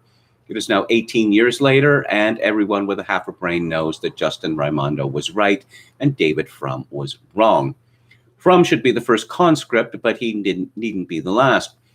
As to who the others should be, I leave that to you, as Coco sings in The Mikado when he is compiling a list of society offenders who might well be underground and who would never be missed. The task of filling up the blanks, I'd rather leave to you. And now, Steve Saylor has an interesting comment on the bug out. I don't know. I mean, I have, there's a problem that I have with certain issues that people now, throwing their hands to their face and saying, oh my God, it all went so terribly wrong in Afghanistan. How could this have happened? And I thought, some of us have been saying this for 20 years. Then we were all ignored. That nation building in a place like Afghanistan is not just a fool's errand. It's something only a lunatic would attempt. Steve Saylor writes at Tacky Mag, ultimately, some American president would grow sick of shoveling money into the maws of incredibly corrupt collaborators like Captain Renault in Casablanca, only much less charming, and bring our boys home. And while Captain Renault was a man like any other, only more so, around beautiful Bulgarian brides, America's allies in Afghanistan tend to be into boy molesting. That president turned out to be Joe Biden, who unleashed his inner Pat Buchanan in a startlingly lucid speech Monday, denouncing our former allies in Afghanistan for not caring enough to fight. Quote, Afghanistan political leaders gave up and fled the country. The Afghan military collapsed, sometimes without trying to fight. American troops cannot and should not be fighting in a war and dying in a war that Afghan forces are not willing to fight for themselves. And here's what I believe to my core. It is wrong to order American troops to step up when Afghanistan's own armed forces would not. Well, it's hard to disagree with that. It's only a shame that it took a disaster to actually force some action. And people are pointing to a column that the great Patrick J. Buchanan wrote, or was published July the 10th, 2002, called Heading into a New Afghan War. He begins, we face an entirely new war, said General MacArthur, after he realized that the hordes of Chinese volunteers coming over the Yalu meant Beijing was now intervening massively in the Korean War. That war would last 3 more years, and the recent horrors in Afghanistan suggest we may be headed for a wider war. Yes. And so it was. And he quotes all of these people who are all in favor of nation building. And he predicted President Bush may soon face a decision as critical as that of liberalism's best and brightest to fight the Vietnam War. Clearly, the days of easy victories are over. When the Taliban decided to stand and fight U.S. power, it was suicidal. Smart bombs guided to their targets by U.S. Special Forces destroyed the Taliban positions before they could engage the Northern Alliance. But while crushing a Taliban army in conventional war may be a warm-up exercise for the United States, running down assassins and cells of Pashtun fighters in the countryside and the cities of Afghanistan and Pakistan will be a longer, bloodier assignment for U.S. ground forces if Bush orders them to undertake it. He might ask the Israelis what it was like fighting Hezbollah in southern Lebanon. And Buchanan concluded in 2002, before heeding the bipartisan chorus to send more U.S. troops in, the president should reflect.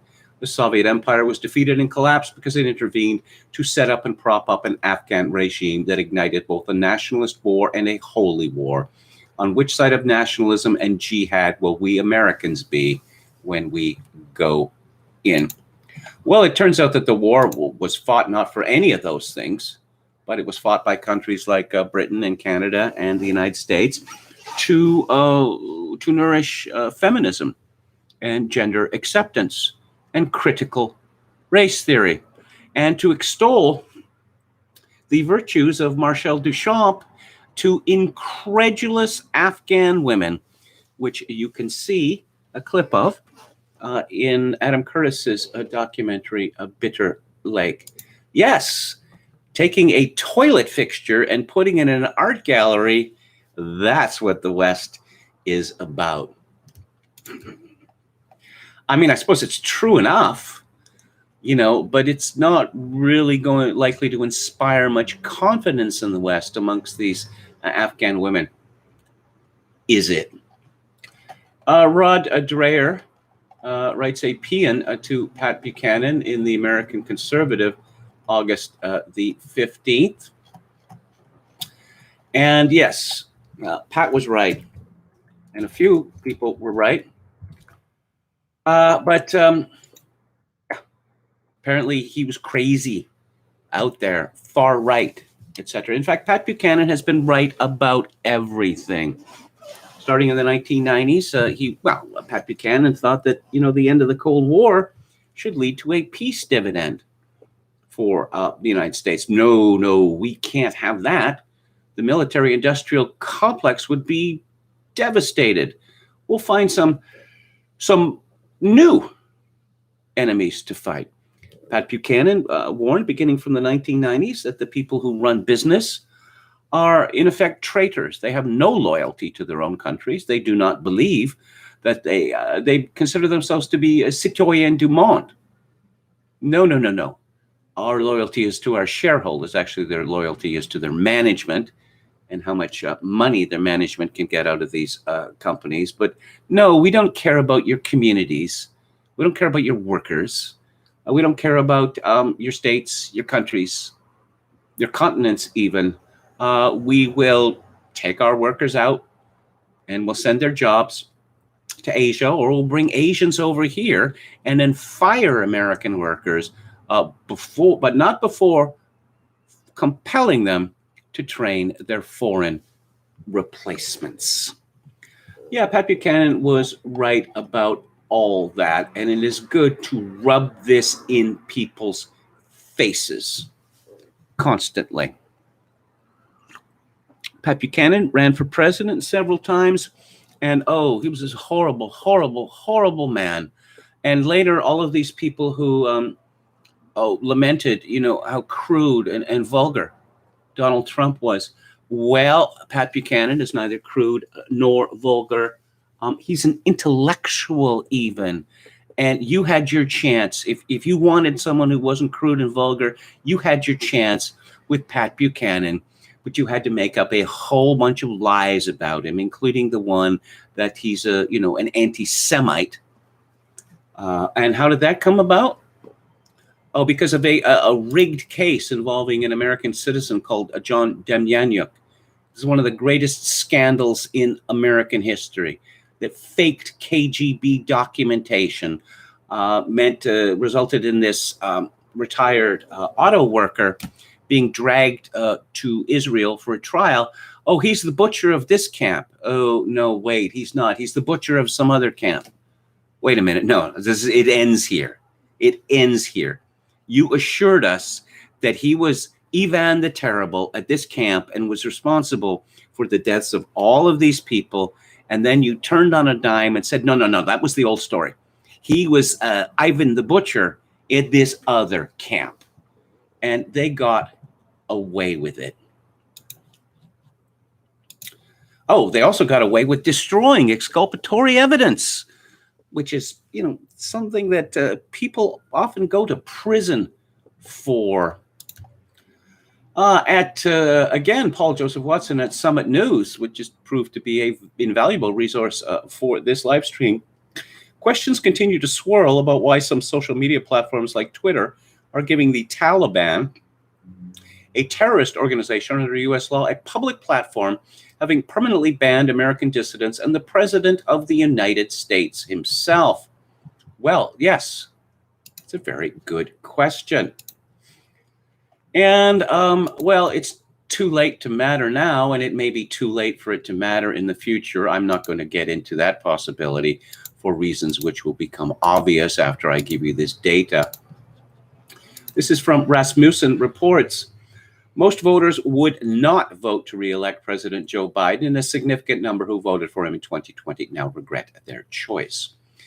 A new Rasmussen National Telephone and Online survey finds that if the next presidential election were held today, 37% of likely U.S. voters would vote for Biden, 43% would vote for former President Donald Trump, and 14% say they would vote for some other candidate. And let's talk about Canada. Let's talk about Canada as a model for other countries, particularly the United States of America. Canada is not a model for any other country, particularly the United States of America. As I've mentioned previously, it is a multicultural, multi-ethnic, multilingual empire, which is held together only by entropy, and which, in my opinion, is liable to collapse by 2030. Life in Canada particularly in the larger cities, is increasingly becoming the war of all against all. But it seems that some libertarians are very fond of Canada as a model, including a person of whom I had never heard of until today. And Her name is Shika. Was it Shika? Shika Sud Dalmia. Now, why I would be interested in someone called Shika Sud Dalmia instructing Canada on what it must do or what the United States must do? Again, interesting question. She is with the Mercatus Center at George Mason University in Virginia, which is part of the Coctopus, as they call it. And just a reminder that libertarianism is weaponized autism. She praises a tweet by someone called Lauren Crisai, who is a senior policy analyst at the Justice Action Network, criminal justice policy, prison reform, etc. Okay. And it says, Toronto is one of the most diverse and vibrant cities I've ever been to. Every major city in America should ideally look the same. Canada's immigration policy is one of the country's major strengths and were made weaker by closing the door to so many. Oh, is America, what she means by this is America doesn't let everyone in the world enter. Because the southern border, if you can get to the southern border, you can just walk right in. And then the United States government will put you on a plane or a bus and bury you somewhere deep in the country. No papers, no matter. COVID positive, no matter. Yes, okay. Vibrant. I know that Steve Saylor's been going on about this for quite some time, but I think I would have to claim co-discovery of this cliche, that whenever you hear the word vibrant, you should be frightened. Toronto is now majority minority, and it's read the Toronto Star.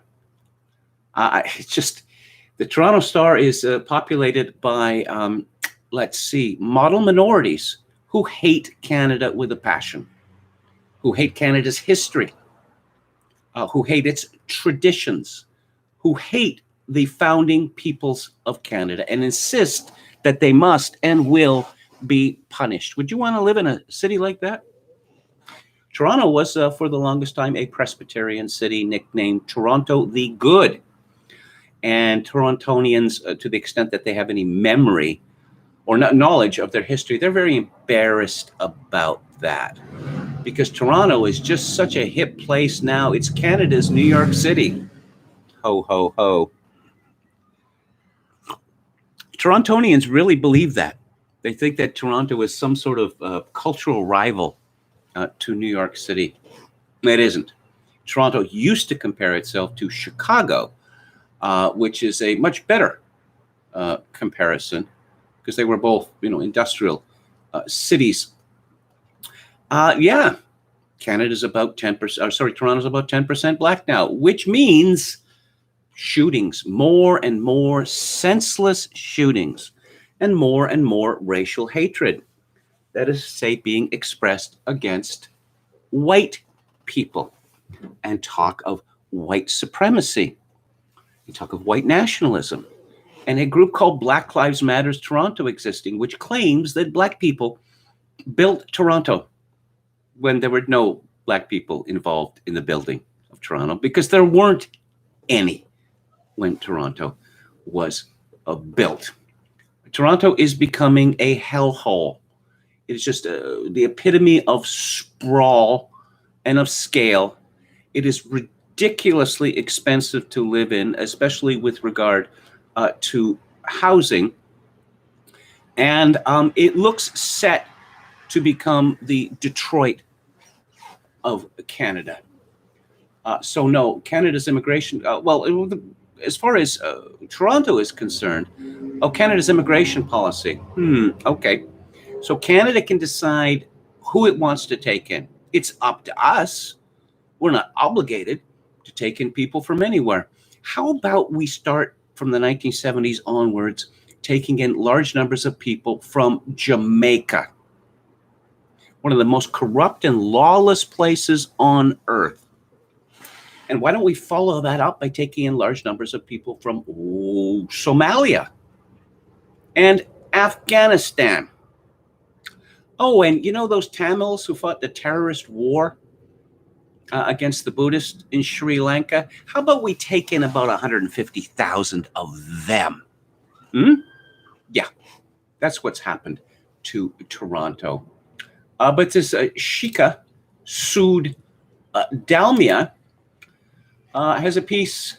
Who is the cure for America's declining population? Canada. Over the last century, two movements that transformed America and positioned it as the global economic leader were the post-World War II economic boom and the IT revolution in the 1990s. In both cases, America tore down many forms of discrimination and other barriers to harness the talents of marginalized groups in the country and to welcome new ones, injecting demographic vitality into the economy. Oh, okay. Apart from Steve Jobs' natural father being Syrian, who founded Silicon Valley? It was a bunch of white Americans.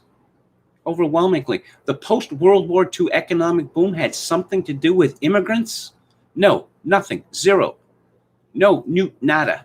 Because, of course, Americans' immigration policy was essentially whites only until 1965. But Ms. Dalmia continues to continue America's upward trajectory in the 21st century. The country must first reverse its current demographic decline.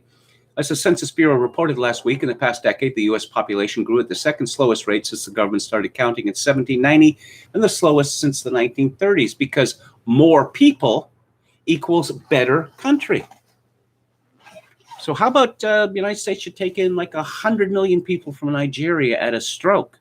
Because that would increase the GDP, no question. The GDP would increase significantly. Average per capita income? No, not so much. Not so much. And of course, community would be destroyed.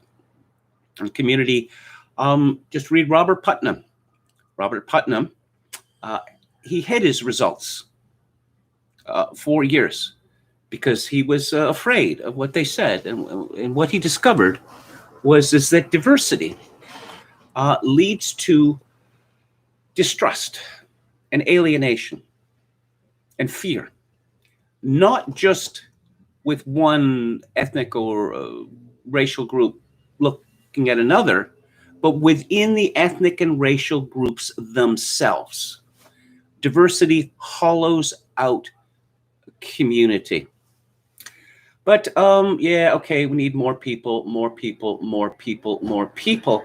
There's no evidence of this, that this is what leads to a superior country or even a superior economy. Oh, the seeds of the 1990s IT revolution were planted in the 1960s. The era of civil rights activism dismantled at least many formal barriers preventing robust Black participation in the economy. Yeah, okay. The IT revolution began in the 1970s, okay? You might want to look about, when the first personal computer was introduced and when Bill Gates started Microsoft. The 1970s, not the 1990s. Oh, high-tech professionals from China and India. Look, we know, we've seen the studies on H-1B visas and the like, that a great many of these people brought in to displace American workers in IT, they don't know English and they have no computer skills. What they are is cheap. And we've seen companies as august as IBM, which built up an enviable reputation for quality of service, destroy itself by outsourcing service to India to save a few bucks. Let's see, in 1998, Canada initiated its provincial nominee program, which gives most provinces a quota based on their population of immigrants to sponsor immigrants as they see fit. In addition to the immigrants the federal government in Ontario admits. Why did she mention Ontario there? A province sets criteria based on its needs for workers and can sponsor immigrants from anywhere in the world for permanent residency, providing they pass a basic background and health check. Okay. Falsehoods about Canada's immigration policy. Yes, we have a point system, which essentially was just scrapped by the Trudeau government this year in its mad rush to bring in over 400,000 people this year. About 15% of immigrants to my country come from the point system. The rest are family reunification, okay, and dependents of people from the point system and refugees, okay. An enormous number of the people that we bring in to accept into this country, pretty much most of the refugees cannot be vetted. Like the 25,000 Syrian refugees, no possible way to vet them. You cannot vet people. You cannot have a background check on people from failed states. They pass a basic background and health check. Well, the Canadian government, in its wisdom in recent years, has decided that, oh, you have HIV, AIDS, not a problem. Average processing time for this program is about 18 months. In the US, by contrast, many low-skilled immigrants on work visas have no pathway to green cards. Oh, that's a shame. And highly skilled immigrants on H-1B visas wait years, and in the case of Indian Chinese, up to half a century. Yes, America should begin its own version of this program, but take it one step further and let states set their own limits on foreign workers. Yeah, I guess in that case, Utah would become, what, 90% foreign within a decade? It's funny that the people from Utah are perhaps not so unusual. The people from Utah seem to be the ones that suffer most from what they call oikophobia. And there was a riposte to the views of this woman that appeared in the Federalist. When did this appear? August the 2nd, 2018. Open borders are not libertarian so long as America is a welfare state. Others are more rational and less anti-American. The libertarian are usually Koch-funded advocates of open borders. You can find libertarians who accuse you of bigotry when you repeat Milton Friedman's observation that you can't have both free immigration and a welfare state, since the impoverished would move to the wealthiest countries they could and consume everything produced there. You can find libertarians who will assert oddly that Americans deserve to be forced to pay for relocation and services for immigrants because the U.S. foreign policy establishment made their home countries violent and inhospitable. Major libertarian advocates of open borders, George Mason University's Brian Kaplan, the Cato Institute's Alex Nauresta, and Reason Foundation's Shika Sood Dalmia, tend to go high when making their case. They would like to have the immigration policy they say America had in 1776. Progressive open borders advocates often quote the poem of socialist Emma Lazarus that was added to the Statue of Liberty. America accepts the tired, the poor, and the huddled masses. Libertarians look to the actual statue and view freedom of movement as part of individual freedom, not a social service benefit for refugees. This piece by Bruce Majors doesn't mention the Immigration and Naturalization Act, or what I believe 1789 or 1790. White people. Yeah, that was the policy of immigration to the United States for the longest time. White people of good character. That's what it said in the act. And but Majors, to his credit, points out that the arguments of the libertarians, they don't make any economic sense, leave alone the sense of, some things can't be measured, and community is one of them. On social media, libertarians tend to argue that immigrants, even illegals, pay taxes too, though they're rent to the property tax-paying landlords. The average annual per-child expenditure of an American public school is $12,000 and as high as $29,000 in Washington, D.C. and other jurisdictions.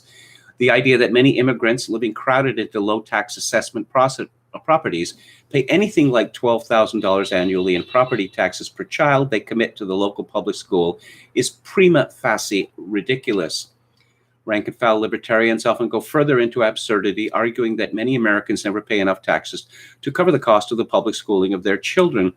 Dalmia says that middle-class people probably don't pay enough to cover the cost of 3 children, so if one opposes unrestricted immigration, one must also deport underperforming Americans. Again, why would you listen to someone with a name like that?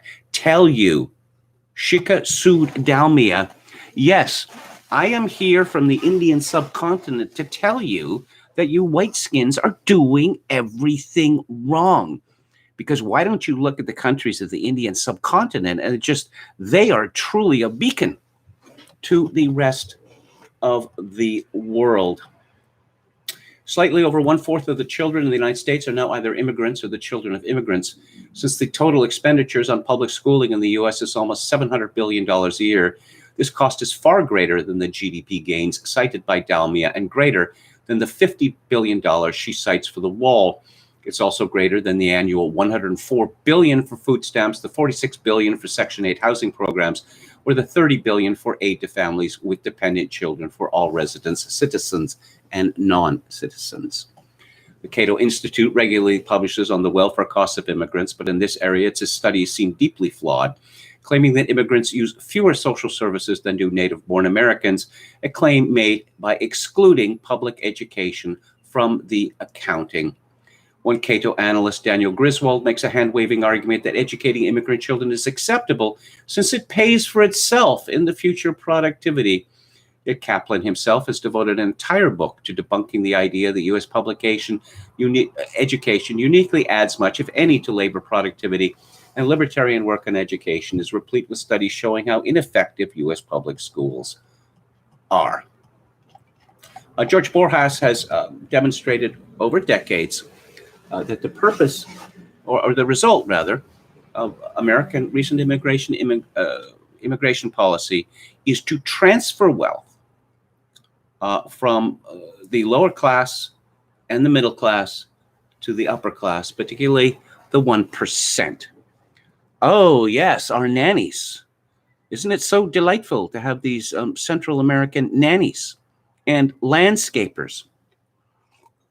Of course, there's no reason why Americans couldn't be nannies or landscapers, but perhaps because they won't work for slave wages or for companies or men who routinely mistreat them or cheat them out of their money or force them into dangerous situations. But so long as the 1% is happy, then the libertarians are happy, because that's all they are. I mean, libertarian is weaponized autism, but the libertarians get paid off.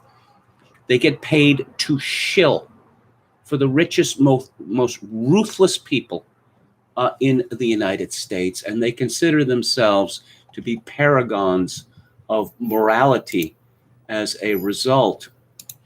Let's have a final look at the chat before I sign off. Edward Richardson says, just to give one cheer for Canada, I recently watched Norm Macdonald's stand-up bit on COVID from last year. It was hilarious and delivered in a sad vacuum of comedy about the virus. There was none. Well, Norm is a national treasure, but of course he hasn't lived in Canada for an awfully long time. Canadians with any talent bugger off, to put it crudely, from this country the first chance they get.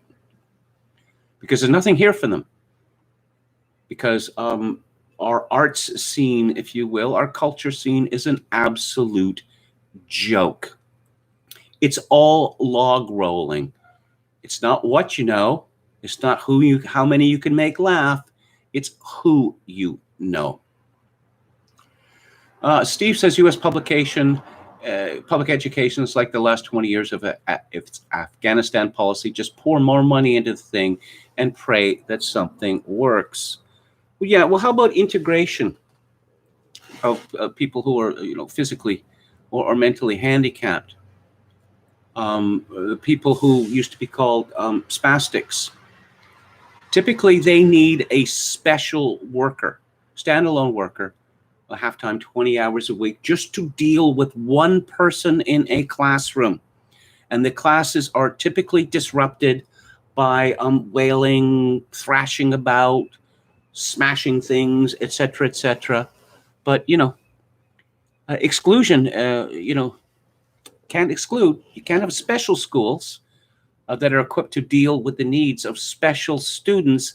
Everyone must be placed on the Procrustean bed. Who else do we have here? And Metal Mike says, well, the good character thing is out. You should see some of these Russians. Okay. Have not seen that much gesticulation from KMG since tuning in. I just... There's just something so absurd about this. Some Indian woman in the United States is using the example of Canada in order to wreck the United States. I'm very fond of the United States, it turns out.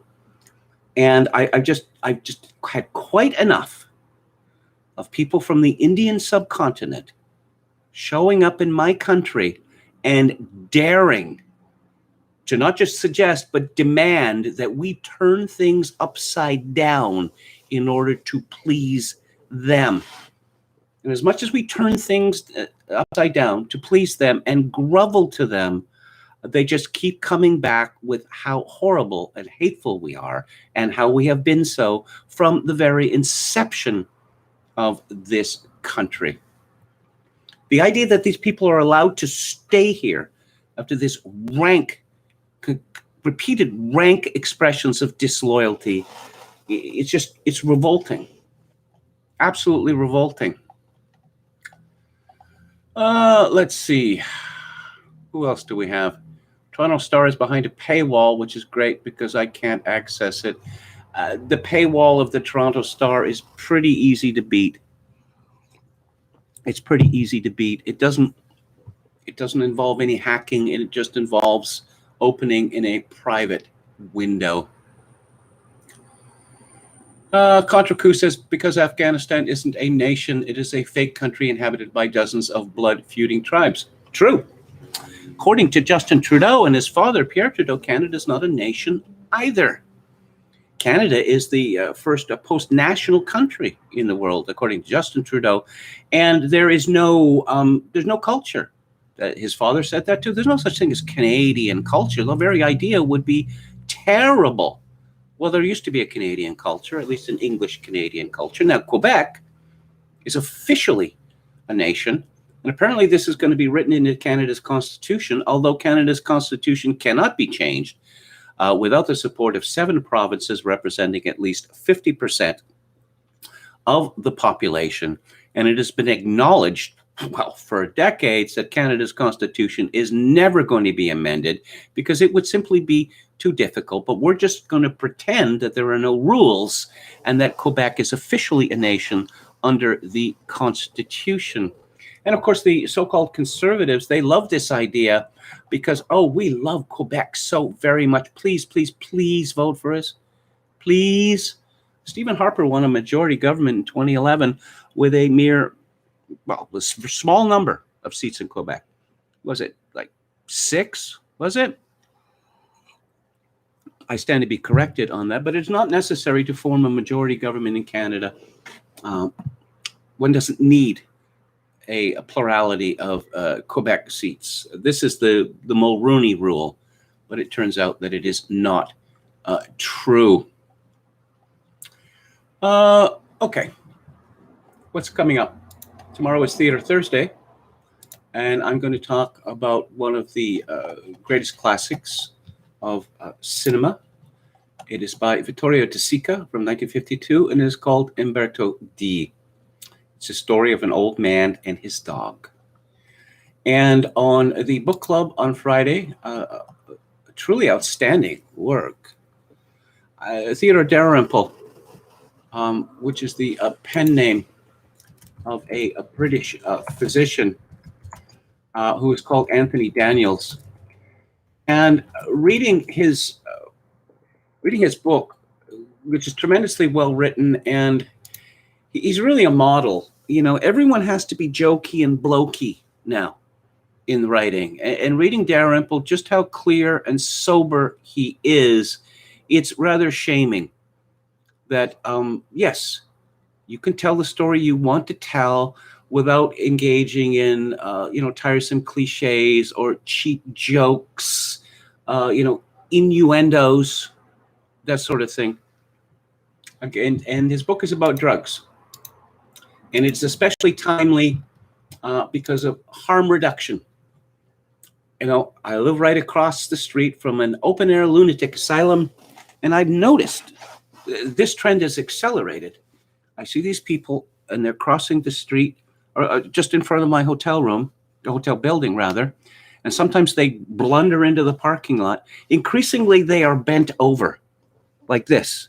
They're standing up, but they're bent over like this. Some of them are bent over even further than that because the government of Canada has effectively legalized all drugs, and the government of Canada gives free heroin, top quality heroin, to people now.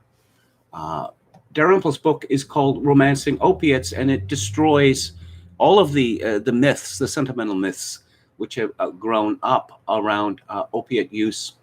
And on Music Monday, on August 23rd, I'm going to be talking about the life and death of art rock.